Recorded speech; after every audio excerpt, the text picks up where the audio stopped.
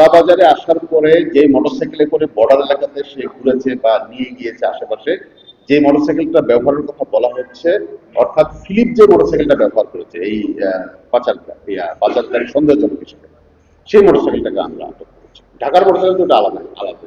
এটা যেটা পুলিশ আটক করেছে, এটা পুলিশের হিসাবে আছে, যেটা আপনারা অলরেডি জানেন। ডিএমপিও এটা আপনাদেরকে মাঝে মাঝে ব্রিফ করছে। আর আমাদের হাতে আটক আছে যাকে আমরা জিজ্ঞাসা করছি বেঞ্জামিন বেঞ্জামিন চিরান। বেঞ্জামিন চিরানটা হচ্ছে ফিলিপের নিকটাত্মীয়, তাকে জিজ্ঞাসাবাদ করা হচ্ছে। কারণ ফিলিপকে যে জায়গাটায় আমরা রাতে অপারেশন করেছিলাম, বেঞ্জামিন চিরান ওখানে ছিল। ফিলিপের কার্যক্রম কি, সে কি করে না করে, এটা সমস্ত কিছু বেঞ্জামিন চিরান জানে। এই জন্য আমরা বেঞ্জামিন চিরানকে নিয়েছি।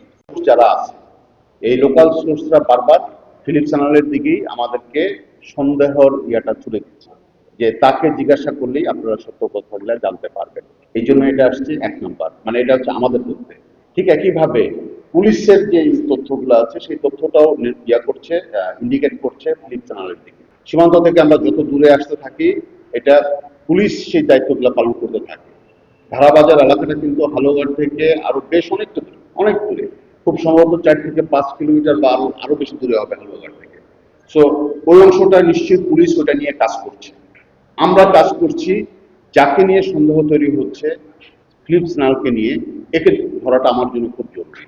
কারণ পুলিশের কাছেও সন্দেহভাজন সে, আমার কাছেও সন্দেহভাজন সে।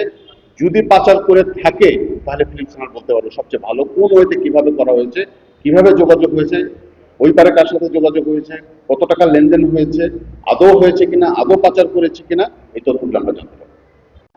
এর ভিতরে প্রথম রাতে আমার টিম যেটা অপারেশন চালানো হয়েছিল বারোমারি এলাকায়, নালিতাবাড়ির বারোমারি এলাকায়, ওইখান থেকে 4 জনকে আমরা জিজ্ঞাসাবাদের জন্য আমরা নিয়ে আসি।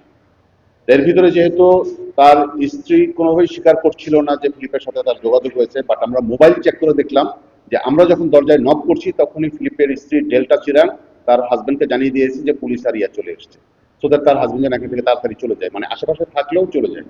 আমাদের লোকেশন বলছে যে ফিলিপ আশেপাশে অবস্থান করছে। এরপর সে দ্রুত এখান থেকে চলে যায়, তার মোবাইলের সুইচ অফ করে দেয়। যে 4 জনকে আমরা এনেছিলাম সেই 4 জনকে ভিতরে 3 জনকে আমরা পুলিশের কাছে দিয়ে দিই রাত 3:30টার দিকে, রাত 3:30 বা 4টা, শনিবার রাত 3:30 অথবা 4টার দিকে পুলিশের কাছে, মানে আমরা জিজ্ঞাসাবাদ করেছি প্রায় 2 ঘন্টা আমাদের ক্যাম্পের ভিতরেই। এরপরে পুলিশের কাছে আমরা হ্যান্ড ওভার করেছি। পুলিশ ধোবাউড়া এবং হালুঘাট এলাকায় যে অপারেশনটা যারা চালিয়েছে, আমি পুলিশকে বলেছি যে কার কার সাথে আপনারা যোগাযোগ করবেন, সোর্স হিসাবে কাকে কাকে নিয়োগ করতে পারেন, একে জিজ্ঞাসা করেন, ও হয়তো আপনাকে আরো অধিকতর তথ্য দিতে পারবে।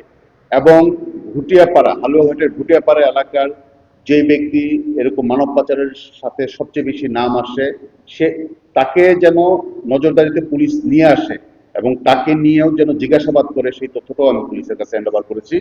আমরা বিজিবি সর্বাত্মক চেষ্টা করেছি আমাদের এই এলাকাতে পুলিশ অপারেশনে আসলে যেন যত ধরনের তথ্য দেওয়া সম্ভব হয় পুলিশ যেন সেটা পায়। আমাদের পক্ষ থেকে সর্বাত্মক চেষ্টা করা হয়েছে।